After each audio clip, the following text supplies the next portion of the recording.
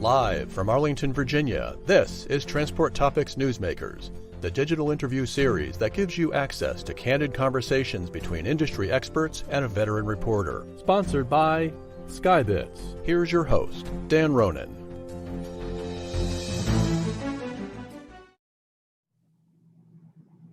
Hello and welcome to this edition of Newsmakers from Transport Topics. I'm Dan Ronan.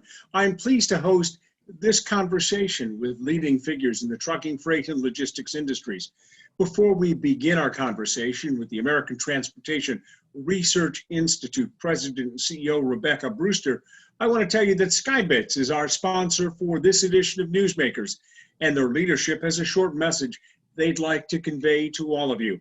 So let's watch the message, and we'll be back on the other side with Rebecca Brewster from ATRI after this word.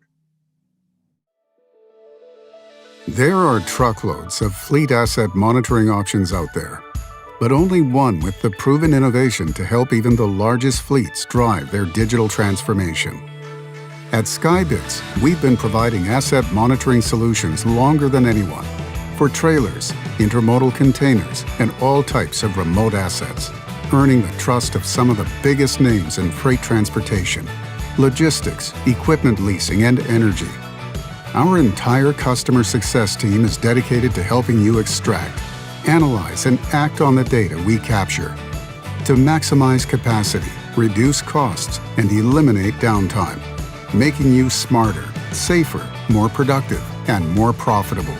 Our revolutionary Smart Trailer solution delivers full visibility into your fleet via an ever-growing list of smart devices that are easy to install and maintain, wireless sensors to help thwart theft and improve safety, and Sky Camera, powered by Compology, a high-resolution camera with AI and advanced cargo sensing technology that makes it crystal clear what's in your trailer, showing both fullness and floor space.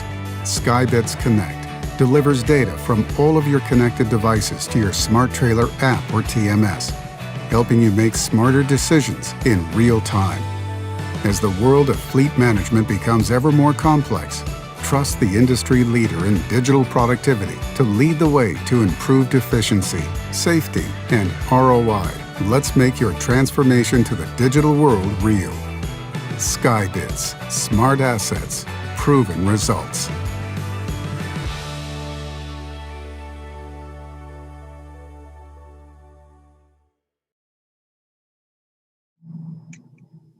Now a few words about our guest today, Rebecca Brewster. First, she's been with ATRI for just short of 29 years as its president and CEO, and also with the ATA Foundation as well, before it became ATRI.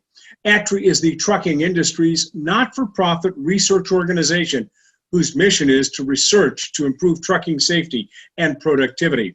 She's also the recipient of several awards, including the Fleet Owner Magazine's 2016 Dozen Outstanding Women in Trucking, the 2013 Influential Women in Trucking Award from the Women in Trucking Association, and the 2010 J.R. Bob Halliday Award given by the 50 State Trucking Associations. For the fifth year in a row, the worsening shortage of drivers in the trucking industry leads ATRI's list of top industry concerns. According to the ATRI report, concerns over the driver shortage garnered 4 times as many first-place votes as the number 2 issue, driver retention, third, driver compensation, followed by lawsuit abuse reform, and fourth, and the lack of available truck parking in fifth. The shortage of diesel technicians made the list for the first time. The annual report was released in Memphis at the recently concluded American Trucking Association's Management Conference and Exhibition. Rebecca, welcome to Newsmakers. So let's discuss the report. What's in it? Well, Dan, this is an annual activity that ATRI has been doing since 2005. And we survey the industry at large to identify what are the issues that are most impacting the trucking industry on a day-to-day basis. And for each of those issues that are identified, what are the proposed strategies that the industry believes we should collectively be pursuing to address each of those? Some of those strategies involve advocacy at the federal level, some involve state level advocacy, some involve education and outreach, And some involve research. And our ATRI's Research Advisory Committee relies very heavily on the results of the Top Industry Issues Survey as we're identifying which research topics we should be focused on. So here we are once again, the issue of the driver shortage is front and center, and we're hearing so much about this from the industry standpoint, especially with regards to what's taking place at the ports, the intermodal facilities. It's a big problem, and it doesn't appear as though it's getting better. As a matter of fact, it seems to be worsening. It does indeed, and we know that the latest numbers out of ATA's chief economist, Bob Costello, now put the driver shortage at 80,000. So I was not surprised to see the driver shortage as the number one issue in this year's survey. I think what did surprise me is how many votes and first place votes it got, far outranking even the closest second issue, driver retention. And of course, as we'll talk about, those two issues are very closely related, but they are separate issues in the survey. And so to really feel the collective pain that the industry is experiencing right now in finding qualified drivers, really punctuated by this year's survey results. And you should point out that there is a difference between the overall industry report and the drivers, because you question both sides here. So you're questioning both management and the labor side of the house on this as well. But both of them, both groups, have some pretty big concerns about the driver shortage. They do, and actually the survey is open to anyone who has a nexus to trucking. And so, Dan, for this year's survey, we had just over 2,500 respondents. About 52% of those were from motor carrier organizations, from the CEOs to the maintenance directors to the safety directors to the sales folks. Another 24% were professional truck drivers, both company drivers and owner-operators. And then the other 24% represented everybody else in the industry. So whether you were an allied industry supplier, whether you were in government or law enforcement or driver training, that cohort of individuals made up the other 24% of the respondents. Rebecca, is 2,500 professionals in the trucking industry, is that a pretty good reflective survey in terms of an industry that has well into the millions of folks? Is that a pretty big number? That is a good number, and we've seen participation in the survey grow annually from when we first started back in 2005. What I really like about it is the state trucking associations are great partners with ATRI in distributing the survey notice to their respective memberships, and we've sort of set up a competition among the states to see who can drive the most responses from their state, and for each state trucking association that generates a certain threshold of responses from their state, we will do a state-specific analysis for them. And those are very fascinating too, Dan, because while the driver shortage has been generally the number one issue across the state reports that I've been working on, you see different issues crop up. For instance, for those on the West Coast, you see the issue of independent contractor status, much higher in the ranking than it is on the overall one. In states where you have high levels of congestion, you see transportation infrastructure and congestion much higher on their state list than you see on the overall list. So which state had the highest response? Iowa came in with the most number of responses. That's the second year now Iowa has led the pack. They do a very good job of encouraging their membership to respond. So Brenda's keeping the troops in line. She is indeed. Well, good for her. I know she's very active, and she does do a fabulous job in terms of running her state association, indeed. Let's talk about the driver shortage in this particular problem. You mentioned the numbers from ATA, Bob Costello's latest numbers, 80,000. It appears as though this problem, this issue is worsening, and it's becoming more pronounced. How do you solve it? How does the industry solve this issue? What needs to be done? Well, we have two strategies. Well, we have three strategies actually that were ranked by respondents to the survey. Obviously, one of the top ones is to push for expediting the pilot program in the Drive Safe Act, so that we can create that pathway for 18 to 20-year-olds to drive in interstate commerce. Another one is to really build up our knowledge base and our expertise in the best ways to recruit those younger individuals. We have to have a way for them to drive.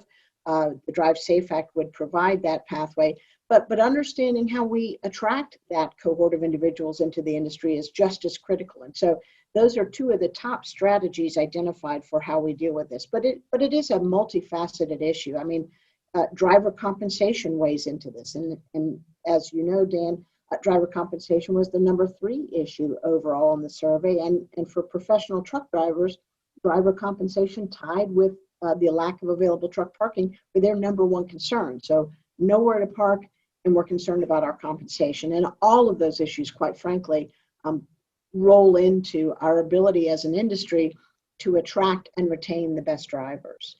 And as Costello pointed out, this is a problem that worsened by about 20,000 drivers.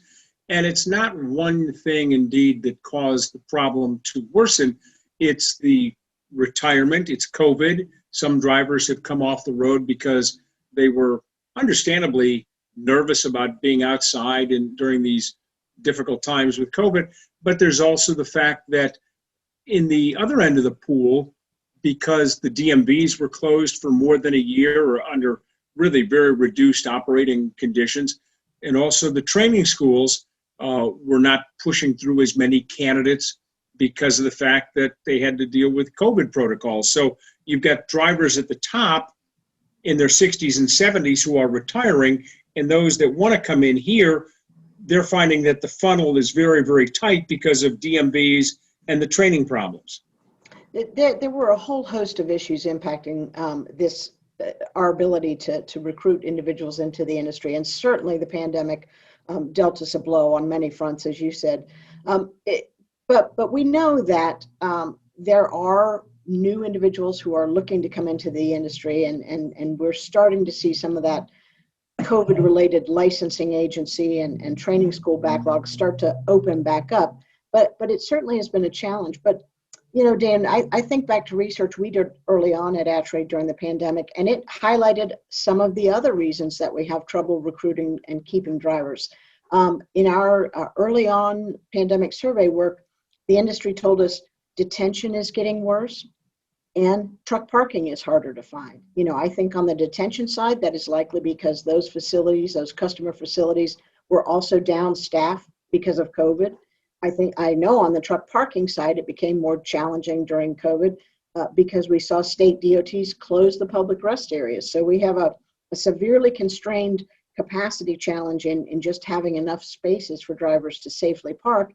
And then we had state DOTs essentially carving some of that capacity out. So again, a whole, a perfect storm of issues come together that make it very difficult for us to find people who are interested in, particularly on the over-the-road sector, find people who are interested in that career path and then successfully bring them in and keep them here. And then you also hear anecdotally, still to this day, stories about how drivers will be delayed for a couple of hours dropping off their freight at a location. They'll get to the line to drop their stuff off. They have no place to park. And then the shipper or the receiver who they've just dropped off at will say, now that you've dropped your property off, now that you've dropped your freight off at our property, please get off the premises, and no, you can't park your truck here. No, you can't reset your clock here. No, you can't go into the sleeper berth and get some shut-eye. You can't do it on our property. Right, and it's just so frustrating. I mean, you can look anywhere over the internet on any of the driver sites and see signs that basically tell drivers don't even think about coming out of your truck. You know, you're not going to use the facilities here. You have to stay in your truck, but the minute you're done, you better get off our property. And it's no surprise then, and I'll go back to that list of how drivers rank the issues. When you have compensation and truck parking tied for number one, number two for drivers is detention and delay, because it impacts them every single day. And it's hard to view any of these issues in its own silo, Dan, because they are so interconnected. And so, you know, if I don't have a safe place to park and there's nowhere for me to park, and I'm held up from an extra long time at a customer's facility, and they're not going to let me park there, I'm running out of my available hours of service. What am I supposed to do as a driver? I mean, it really underscores how difficult and interconnected these issues are for drivers to face on a daily basis. Rebecca, explain for us, because this gets occasionally misunderstood, the difference between the driver shortage and driver retention, because they are interchangeable, but sometimes people will misinterpret the two of them, and they are different. They are different, and they are by design separate on the survey, Dan, and it's interesting, when we released the results of this just recently, I had several motor carriers say that to me. You know, in a carrier's mind, the shortage and retention are really one and the same issue. But for purposes of this survey, because remember, we asked respondents to the survey to not only rank issues, but to rank strategies. And the strategies for retaining drivers, retaining the good professional men and women we already have working for us, are somewhat different than the strategies for how we attract new entrants to this industry. And so that's why we have them as two separate issues. Now, they came in on the overall survey this year's number 1 and number 2, shortage and retention, and they are related. They're also related to number 3, driver compensation, on the list. And so there's a reason that they are separate. Yes, they are dealing with the same issue, our workforce. I mean, 1, 2, and 3, driver, shortage, retention, and compensation. It's all about our workforce. You mentioned that we have the diesel technician shortage for the first time in the top 10 lists this year, came in at number 10, another workforce issue. But we very specifically separate the shortage and retention out so that we can dive in a little more granular on the specific strategies for addressing each of those issues. And fleets, as you pointed out, and I just want to explore this just a little deeper, fleets are raising salaries and improving their benefits to stay competitive, because if they don't, they'll find that they'll lose a driver almost immediately to another trucking company that's offering a higher pay per mile, or maybe they're offering hourly pay or medical benefits immediately as compared to 30 or 60 days. So the trucking fleets realize that they got to up their game.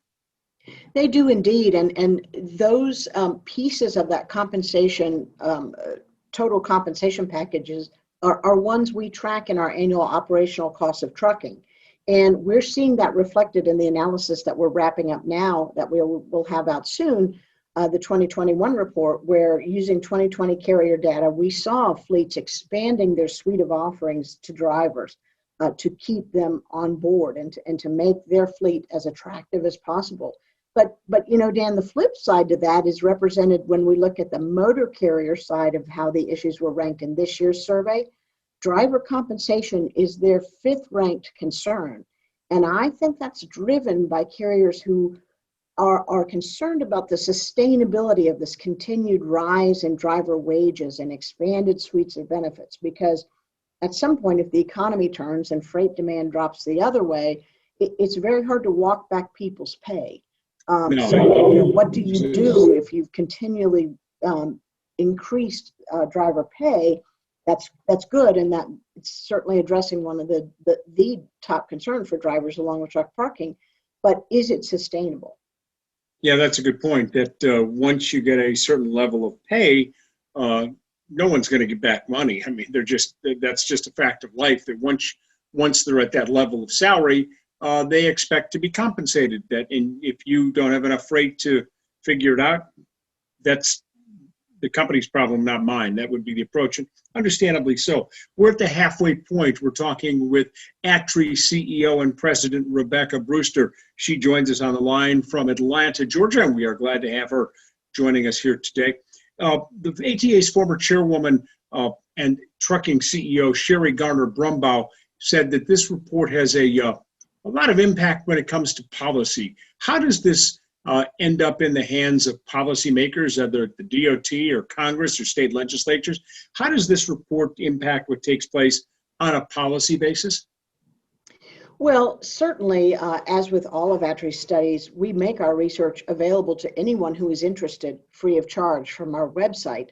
But because we have been doing this since 2005, we're seeing the findings of this survey ripple throughout a number of policy initiatives. I think about the topic of truck parking and how it has continually risen in the ranking on this survey, and how drivers rank it as their top concern. And every state truck parking study that comes out, a request for proposals, because ATRI is involved in a lot of those, specifically mentions the fact that drivers have identified as this as their number one concern in the ATRI annual survey. So we see the results of this survey throughout policy actions that national associations take on, the state trucking associations take on, and likewise, the state DOTs and members of Congress cite the findings of this study when they're talking about a specific issue. Ranking sixth on your list, Rebecca, is FMCSA's Safety, Compliance, and Accountability, Compliance, Safety, and Accountability Measurement System. This has always been on the top 10 list for several years. It actually one year went to number one, 2012. How does this rank on the list? Why sixth? Well, it's interesting, Dan, and this one surprised me last year when it was so high. It was number 4 overall on the 2020 list. It's dropped 2 spots to number 6 overall. But as you pointed out, it's been as high as number 1 in 2012. It was down number 9 a few years after that. It really is reflective of the industry sort of love-hate relationship, I'll say, with CSA. We got CSA as an industry. We believed in the framework as a good way to help prioritize enforcement resources. Let's evaluate people's safety performance and identify those who are more or less safe. But there have been problems over the years with how those calculations are done, the underlying algorithms, data that creeps into your score that isn't yours, crashes that your fleet or drivers might be involved in that are not the responsibility of your driver or your fleet because you couldn't avoid them, that are impacting your score. So it really does reflect this sort of up and down in ranking the industry's feeling on how these different parts of CSA are impacting their ability to get insurance, what they're paying for insurance, how they're dealing with their customers, and a whole host of other issues. And so one would think after a certain point we would become accustomed to operating under CSA, but the fact of the matter is I don't see it dropping out of the top 10 anytime soon. Probably not, no. We talked about this, detention and delay at customer facilities, 7th, moving up 2 spots from number 9. But let me ask you this, since we've already discussed this, I'll come at this from a little different perspective. Have you found that because of the public relations situation involving all the great work done by the trucking industry during the pandemic, that maybe there's been some improvement on this, that the horror stories that I talked about a little bit earlier, maybe they're becoming less frequent, and that, you know, places where you drop off freight aren't being so difficult, and that actually they're saying, okay, if you need to use the restroom and you want to go sit and have a sandwich, you can go do it. Are we finding that things are lightening up a little bit? You know, I'd like to say that we would continue to feel that wave of fabulous PR, as we said, coming out of the pandemic. But what we're hearing anecdotally is that things are just as challenging, if not more so. And again, these labor force or workforce issues are not unique to the trucking industry. They are throughout the supply chain. And so again, these facilities are short the necessary people to be able to load and unload trucks and work that freight when it's at that facility. And so they have workforce shortages, we have workforce shortages, and unfortunately the truck driver is caught in the middle as they experience detention and delay, which again is their number 2 ranked issue. Rebecca, number 8, and we are talking a great deal about this here in Washington, D.C. with the Biden infrastructure proposal. Transportation infrastructure. You, as you've told me, and having been a resident of Atlanta for 15 years, you work right outside one of the biggest choke points in the entire country on 285, and I know that intersection well.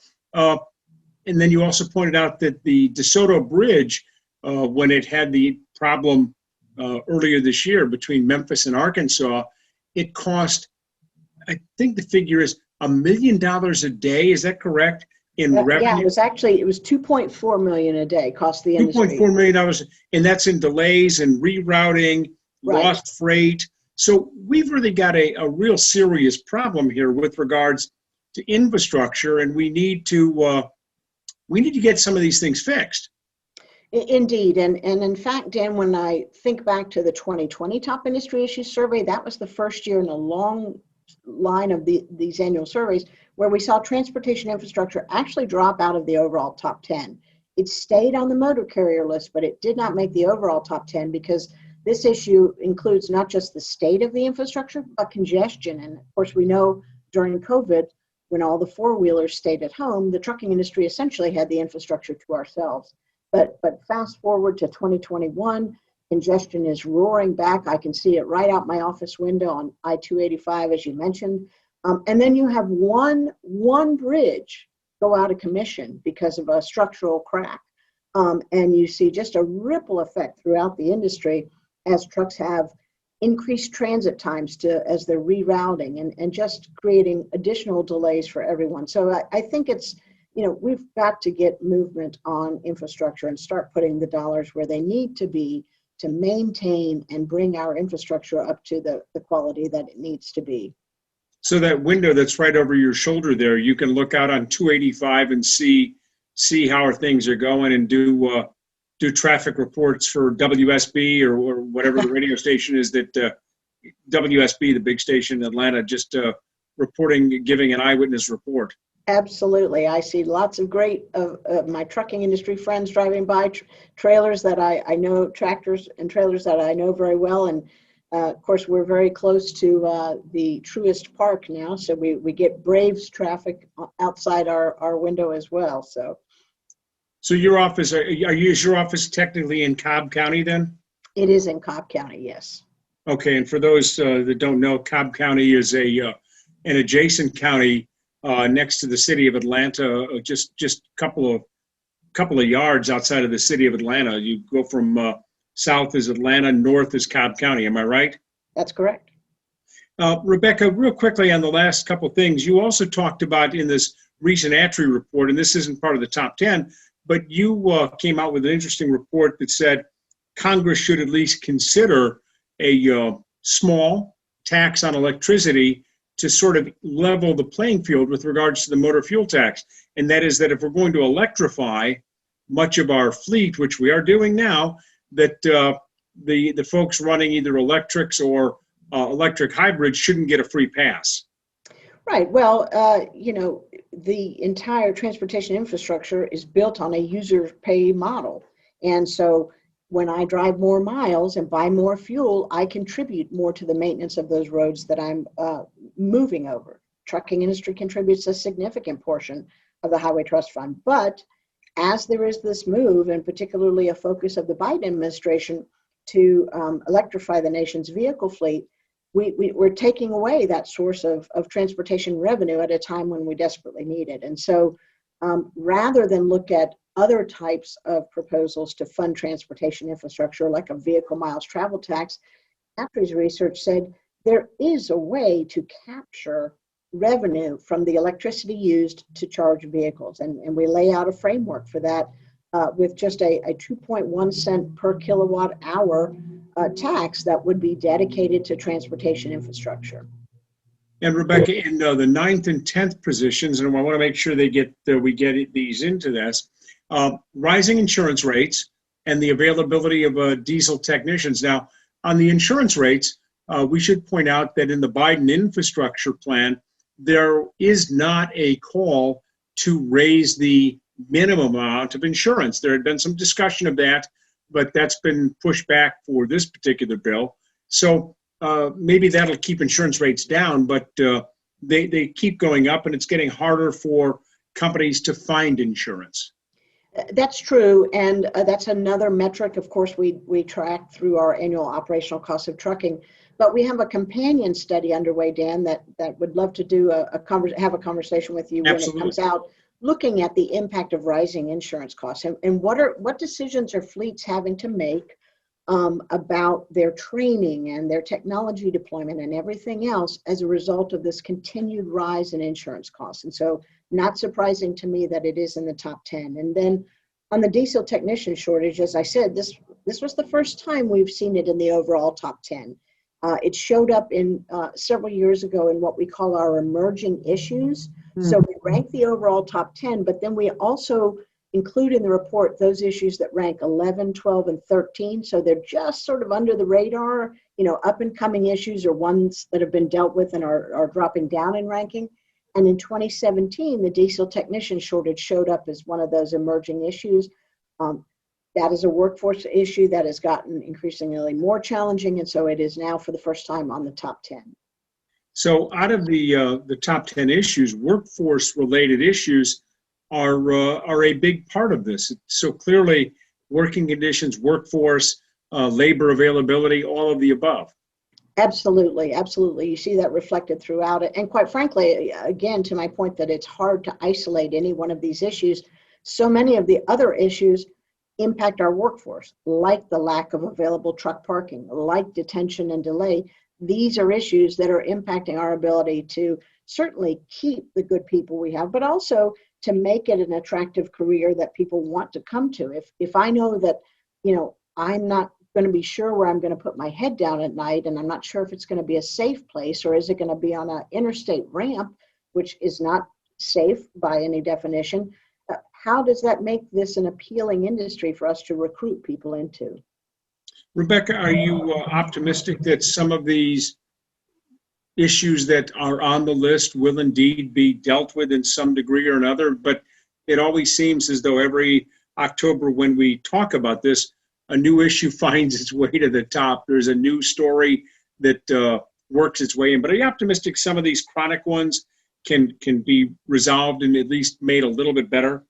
I certainly hope if for no other reason, because we continually talk about them and annually they are highlighted as top concerns impacting the supply chain, that, if we shake the trees enough, I think we'll start to see some of this be dealt with. But, thinking back to those emerging issues, Dan, for the third year in a row, driver distraction is ranked number 11, and it gets ranked highly by professional drivers who see the results of four-wheeler distraction every single day. And it gets ranked by motor carriers who, on the flip side, are dealing with incidents and the resulting costs and insurance impacts from distracted car drivers running into their trucks. And so, I'm afraid that's one that we very soon may see pop up into the top 10, because that situation is not getting better. That one's getting worse. Well, certainly we will indeed have a place for you to talk about it, Rebecca, when that issue does become, indeed gets to the top. Rebecca, I should point out that as we conclude our conversation, all of ATRI's material can be found online at truckingresearch.org. And of course, the information is free. It is free. However, I would remind all of your viewers that all of ATRI's research is supported through charitable contributions. This is ATRI's 20th anniversary year as an organization once we reorganized from the ATA Foundation. And so we're celebrating a birthday this year, and certainly are hopeful that many in the industry who find value in our research and all that we do to support the trucking industry through data and analysis will likewise find the spot on truckingresearch.org, where you can make a charitable contribution to support ATRI. And you are a 501(c) as well, so that is a tax deductible donation as well. It is indeed. That's correct, Dan. Rebecca, always good to chat with you, and thank you for joining us. Thanks so much for having me on today. In closing, we want to thank our sponsor, Skybits, for making possible this Transport Topics Newsmaker webcast with Rebecca Brewster available. We thank Rebecca Brewster, the CEO and president of ATRI, for being so generous with her time and answering our questions. This webcast, like always, will be available for viewing on demand. Go to ttnews.com for more information how you can watch our interview with Rebecca Brewster and all of our guests that we've had on as well. We will also rebroadcast the audio portion of this interview soon on SiriusXM, our radio program, Transport Topics Radio, SiriusXM channel 146, that's on Saturdays and Sundays. Stay tuned soon for more details on the airing of that as well. I'm Dan Ronan, the Associate Editor with Transport Topics at ttnews.com. We thank Rebecca Brewster, and we thank you for watching. Thank you for joining us today. For more information on future episodes, visit ttnews.com. This has been Transport Topics Newsmakers.